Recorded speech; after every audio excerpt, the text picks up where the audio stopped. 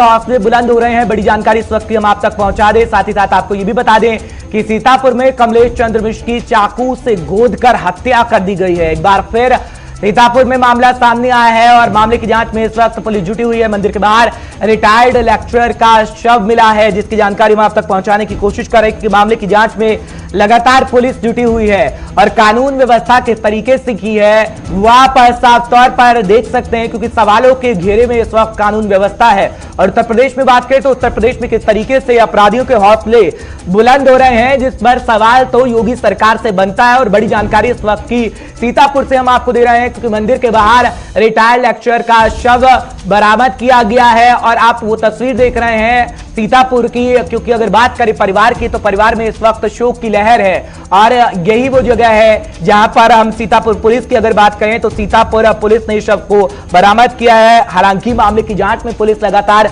जुटी हुई है। जो जानकारी इस वक्त हम तक मिल रही है कि चाकू से गोदकर हत्या कर दी गई है। उत्तर प्रदेश के सीतापुर का यह मामला है।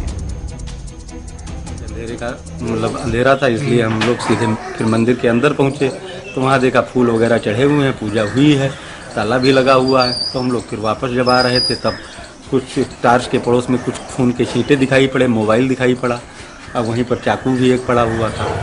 तो फिर हम लोग आगे बढ़े, इधर उधर जब टार्च हम लोगों ने मोबाइल की जला के लगाई तो एक खंती में देखा कि लहू लुहान हमारे पिताजी पड़े हुए हैं। महोली के सोराना टोड़ा के रहने वाले श्री कमलेश कुमार मिश्र, जो एक रिटायर्ड अध्यापक थे जिनकी उम्र करीब 68-70 साल है, वहाँ श्मशान घाट है गांव के बाहर 500 मीटर की दूरी पर। वहाँ पर प्रत्येक दिन शाम को 7-8 बजे जाते थे पूजा करने के लिए और 10-11 बजे तक घर वापस लौटते थे। वो मंदिर तंत्र विद्या का मंदिर है और वहाँ पर ये तंत्र साधना करते थे और एक आध लड़के ऐसे हैं जिनको तंत्र मंत्र सिखाते भी थे। कल भी उसी क्रम में ये वहाँ पर गए थे और जब ये 11-12 बजे तक घर से लौटे नहीं तो इनके जो लड़के हैं वो दोनों लड़के इनको खोजते हुए वहाँ मंदिर के पास पहुँचे तो मंदिर से पहले ही ये गिरे पड़े थे और इनको चाकू के निशान थे। इनको वहाँ से तत्काल अस्पताल ले जाया गया, रास्ते में इनकी मृत्यु हो गई। तो अनूप त्रिपाठी हमारे साथ जुड़ रहे हैं, हमारे संवाददाता। तमाम जानकारी वो आप तक पहुंचाएंगे। अनूप, जानकारी दीजिएगा, क्योंकि रात का अंधेरा हो या फिर दिन का उजाला, अपराधी पूरी तरीके से बेलगाम हो चुके हैं और जिस तरीके से चाकू से गोदकर हत्या की गई है, क्या कुछ पुलिस इस मामले में कार्रवाई कर रही है? क्या आरोपियों को गिरफ्तार किया गया है? क्या कुछ अपडेट सबसे पहले दीजिएगा। देखिए हर्ष, उत्तर प्रदेश के सीतापुर जिले में जिस तरह से एक दर्दनाक हादसा कल हुआ है और चाकू से गोदकर निर्मम हत्या जिस तरीके से की गई है, उसके बाद उत्तर प्रदेश में कानून व्यवस्था पर एक बार फिर सवाल खड़े हुए हैं। सियासत भी गर्म हो गई है। हालांकि सीतापुर पुलिस ने एक व्यक्ति को हिरासत में लिया है, पूछताछ जारी है, लेकिन अभी वो हत्यारा है इस बात की पुष्टि सीतापुर पुलिस ने नहीं की है। पुलिस का कहना है कि जांच जारी है और जांच के बाद ही किसने हत्या की है इसका खुलासा किया जाएगा। लेकिन हर्ष, उत्तर प्रदेश की सियासत एक बार फिर इस हत्याकांड के बाद गर्मा गई है। कांग्रेस हो या समाजवादी पार्टी हो या फिर बसपा, सभी प्रमुख जो विपक्षी दल हैं उत्तर प्रदेश के, उन्होंने सरकार पर एक बार फिर हमला बोला है। प्रमोद कृष्णम जो कांग्रेस के वरिष्ठ नेता हैं, आचार्य हैं, उन्होंने कहा है कि उत्तर प्रदेश पीओके बन गया है, यानी पाक अधिकृत कश्मीर से तुलना उत्तर प्रदेश की कर दी है कांग्रेसी नेता ने।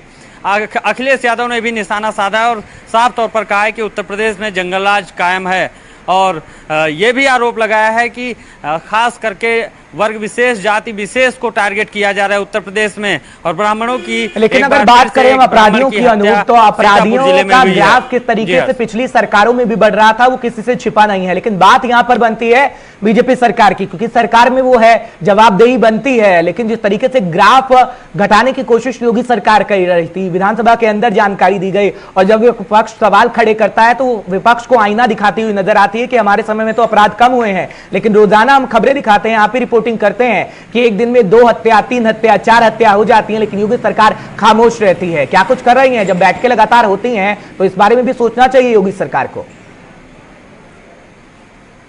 देखिए हर्ष, तमाम सवाल हैं। सुशासन और बेहतर कानून व्यवस्था के ही मुद्दे पर 2017 में उत्तर प्रदेश में भाजपा की सरकार बनी थी और योगी आदित्यनाथ जो महंत हैं वो और एक धर्मगुरु हैं वो उत्तर प्रदेश के मुख्यमंत्री बने थे। उम्मीद जनता ने की थी कि जिस तरह से पूर्ण बहुमत भाजपा को दिया था तो सभी को यही आस थी कि पिछली सरकारों से इतर, सपा सरकार से इतर, बसपा सरकार से इतर उत्तर प्रदेश की कानून व्यवस्था में आमूलचूल परिवर्तन होगा और सुधार होगा। लेकिन 3.5 साल बीत चुका है, आज भी स्थिति बहुत ज्यादा बदली नहीं है, वैसा ही सब कुछ नजर आ रहा है। हालांकि अभी 2 दिन पहले एक बार फिर से सरकार इसका जवाब दे रही है कि हम तस्वीर को बदल कर रखेंगे, क्योंकि तमाम दिन बीत चुके हैं, साल बीत चुके हैं, लेकिन योगी सरकार ने जो वादा किया था कि 5 साल के अंदर अपराधी छोड़कर भाग जाएंगे, कि आप जब योगी सरकार आएगी दोबारा से तब वो वादा करेगी और कहेगी कि नहीं अपराधी भागेंगे? क्या दूसरा नारा यही लगाएगी कि अपराधी भागेंगे? जब पहले नारा लगाया था वो तो सफल हो नहीं पाया। देखिए हर्ष, उत्तर प्रदेश सरकार की तरफ से अधिकारियों के अलग अलग दावे हैं। एडीजी ला एलओ हैं जो उत्तर प्रदेश, उनके दावे हैं। अपर मुख्य सचिव गृह अवनीश अवस्थी हैं, उन्होंने अभी 24 घंटे पहले ही अपराध के आंकड़े जारी किए थे और तुलना की थी 2016-17 से, जब पूर्ववर्ती समाजवादी पार्टी की सरकार थी, और उसकी तुलना की थी वर्तमान 2020 के पिछले 6 महीनों की अपराध के ग्राफ की, और तुलना की थी कि काफी कम आंकड़े आए हैं सामने। लेकिन उस तुलना से हर फर्क नहीं पड़ता। फर्क पड़ता है कि क्राइम उसी तरह से हो रहा है। आखिर क्राइम पे लगाम क्यों नहीं लग पा रही है? जनता ने क्राइम पर लगाम लगाने के लिए वोट दिया था, जनता ने सुशासन के लिए वोट दिया था, वो परिवर्तन नहीं दिखाई दे रहा है आज भी। और खैर उम्मीद तो की जा सकती है कि परिवर्तन